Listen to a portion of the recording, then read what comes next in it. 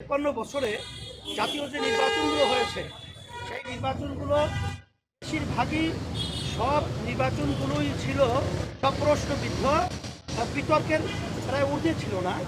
বিধায় আমরা peer system, অর্থাৎ প্রতিটা ভোটারের সেখানে ভোট মূল্যায়ন হবে এবং জাতীয় সরকার যেটা আমরা বলি যে সমস্ত প্রতিনিধি সমস্ত দল তাদের দলীয়ভাবে তারা মার্কায় বাংলাদেশের জনগণ ভোট দিবে, ভোট আনুপাতিক হারে সেখানে প্রতিনিধিত্ব সংসদে দায়িত্ব পালন করবে।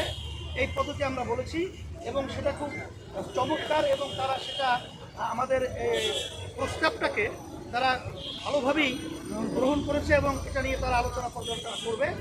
আর একটা বিশেষ করে আমরা সম্মানিত উপদেষ্টা তাদেরকে বলেছি যে এই দেশ স্বাধীন 5ই আগস্ট হয়েছে, বহু রক্ত বহু জানের বিনিময়ে আপনারা যে ম্যান্ডেট এবং যে জনগণের সমর্থন নিয়ে দেশ পরিচালনা করতেছেন, আপনাদের তো কোনো দুর্বলতা নেই।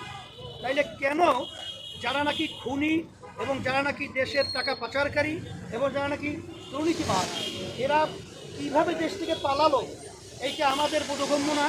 এটা জাতি কিন্তু এটা মানতে চায় না, আর আপনাদের দুর্বলতাই কিন্তু এটা প্রকাশ পেতে চায়। বিধায় আপনাদের শক্তভাবে এই দুর্নীতিবাজদেরকে এবং খুনিদেরকে এবং টাকা পাচারকারীদেরকে আপনারা সেইভাবে ব্যবস্থা নেবেন এবং তাদেরকে আটকে তাদের শাস্তি অপরাধ অনুযায়ী ব্যবস্থা আপনারা নেবেন। এইটা বিশেষ করে তাকে আমরা বলছি। আর বিশেষ করে আর ওই স্বৈরাচার এবং যারা নাকি এই খুনি এবং ফ্যাসিস্ট এরা যেন আবার বাংলাদেশের মধ্যে বিশেষ করে যারাই হোক তারা যেন নির্বাচন করার সুযোগ না পায়, এই বিষয়টাও আমরা উপদেষ্টার কাছে বলেছি। তা বিশেষ করে আমরা সংস্কারের এবং বিভিন্ন যে কমিশন রয়েছে 6 কমিশনের পরেও আমরা আরও কয়েকটা কমিশন বাড়াবার জন্য দেশ সুন্দর পরিচালনার জন্য আমরা প্রস্তাব রেখেছি।